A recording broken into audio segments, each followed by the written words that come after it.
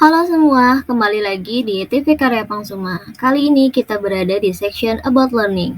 Nah, pada kesempatan kali ini, About Learning akan membahas mengenai pelajaran biologi dasar, yakni mengenai tingkat organisasi kehidupan. Apakah kamu tahu bahwa dunia ini ditempati oleh berbagai makhluk hidup? Dari mulai makhluk hidup yang kecil tak terlihat oleh mata, tetapi ini bukan hal mistis, sampai makhluk hidup yang paling besar di dunia. Seluruh makhluk hidup tersebut memiliki kasta atau tingkatannya masing-masing. Hal itu kita sebut sebagai tingkat organisasi kehidupan. Nah, apa itu tingkat organisasi kehidupan? Tingkat organisasi kehidupan adalah strata atau tingkatan makhluk hidup yang tinggal di muka bumi ini. Tingkatan ini disusun berdasarkan kompleksitas komponen penyusun makhluk hidup tersebut, dimulai dari makhluk hidup yang paling sederhana sampai makhluk hidup yang paling kompleks. Berikut adalah tingkat organisasi kehidupan. Seperti halnya tadi disebutkan, dimulai dari tingkatan yang paling sederhana yakni sel, kemudian jaringan, organ, sistem organ, individu atau organisme, populasi, komunitas, ekosistem, bioma, dan biosfer.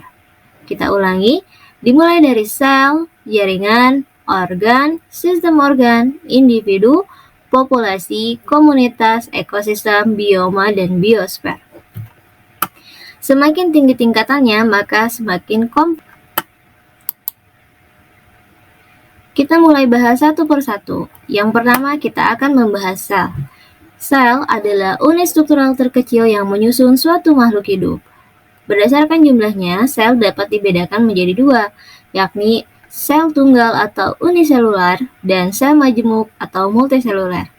Sedangkan berdasarkan jenisnya, sel kita bedakan menjadi dua, yakni sel tumbuhan dan sel hewan. Nah, teman-teman, pembahasan mengenai jenis-jenis sel ini akan kita bahas lebih lanjut di video mengenai sel. Kita lanjut ke tahapan selanjutnya. Jaringan. Jaringan adalah sekumpulan sel yang memiliki struktur dan fungsi yang sama. Berdasarkan jenisnya, jaringan dapat dibedakan menjadi jaringan tumbuhan dan jaringan hewan. Yang hijau ini adalah jaringan tumbuhan, sedangkan yang merah ini adalah jaringan hewan. Seperti halnya pada sel, pembahasan lebih lanjut mengenai jaringan akan kita bahas di pertemuan berikutnya.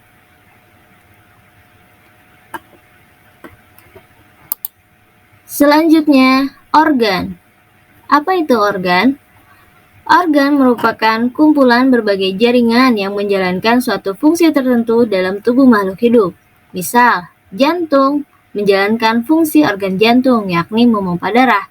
Lambung menjalankan fungsi organ lambung, yakni pencernaan, dan daun menjalankan fungsi organ daun, yakni melakukan fotosintesis. Organ ini tersusun dari berbagai jaringan, entah itu sama atau berbeda, tetapi memiliki tujuan fungsi kesatuan kerja yang sama. Tingkat selanjutnya adalah sistem organ. Sistem organ merupakan sekumpulan organ yang saling bekerja sama menjalankan fungsi tertentu dalam tubuh makhluk hidup. Di sini kita dapat melihat contoh dari sistem organ, yakni sistem otot, sistem pernapasan, dan sistem urinaria atau ginjal. Misalnya, pada sistem pernapasan tersusun atas organ hidung, faring, laring, tenggorokan, bronkus, bronkiolus, dan paru-paru. Organ-organ ini bekerja sama membentuk suatu sistem dan menjalankan fungsi tertentu. Nah, tingkatan selanjutnya adalah individu atau organisme. Individu adalah organisme tunggal yang memiliki berbagai sistem organ di dalam tubuhnya. Contoh dari individu adalah manusia, hewan, dan tumbuhan. Perlu teman-teman ingat bahwa individu ini bersifat independen atau dapat berdiri sendiri. Seperti halnya manusia, hewan, dan tumbuhan, mereka dapat menggerakkan tubuhnya sendiri tanpa bantuan orang luar atau orang lain. Selanjutnya adalah populasi. Populasi adalah sekumpulan individu sejenis yang membentuk suatu kawanan atau kelompok. Seperti halnya organisme, syarat dari populasi adalah individu yang sejenis. Misalnya, terdapat populasi kambing di padang rumput, berarti terdapat beberapa kambing yang sama, sejenis, dan lebih dari satu yang berada di padang rumput.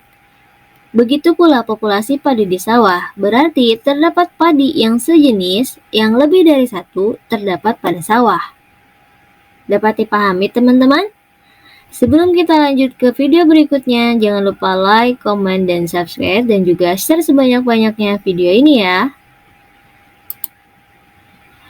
Kita lanjutkan ke komunitas. Komunitas merupakan kumpulan dari beberapa populasi yang saling berinteraksi dan menempati suatu daerah tertentu. Contohnya, komunitas sawah terjadi interaksi antara padi yang dimakan oleh burung dan burung yang dimakan oleh ular, ular dimakan oleh elang. Tingkatan berikutnya adalah ekosistem. Ekosistem terbentuk dari hasil interaksi makhluk hidup dengan lingkungannya. Nah, interaksi ini terjadi antara makhluk abiotik yang tak hidup dan makhluk biotik yang hidup. Misalnya pada ekosistem sawah terdapat interaksi antara padi dengan air. Padi adalah makhluk hidup biotik dan air adalah makhluk abiotik atau tak hidup. Terdapat kesamaan antara ekosistem dan komunitas, yakni sama-sama terjadi interaksi di dalamnya. Sekarang kita akan melihat perbedaan dari ekosistem dan komunitas. Jika ekosistem terdiri dari interaksi makhluk hidup biotik dan abiotik, sedangkan komunitas terdiri dari interaksi hanya pada makhluk biotiknya saja. Kita sebutkan contohnya. Misal pada ekosistem sawah, terjadi interaksi antara padi, air, tanah. Sedangkan komunitas sawah terjadi interaksi antara komponen hidup yang ada di sawah, yakni padi yang dimakan oleh burung dan burung yang dimakan oleh ular. Dapat dibedakan teman-teman?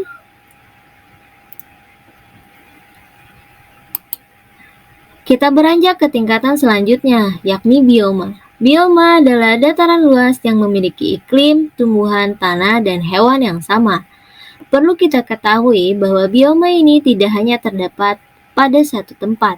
Misal, bioma sabana, yaitu bioma padang rumput, dan bioma padang pasir atau gurun. Gurun tidak hanya terdapat di Mesir saja, melainkan ada juga di sekitaran Cina. Baik teman-teman, demikianlah pembahasan mengenai tingkat organisasi kehidupan. Nantikan video-video pembelajaran selanjutnya yang dapat membantu kamu dalam belajar di sekolah. Jangan lupa like, comment, subscribe, dan bunyikan lonceng notifikasi.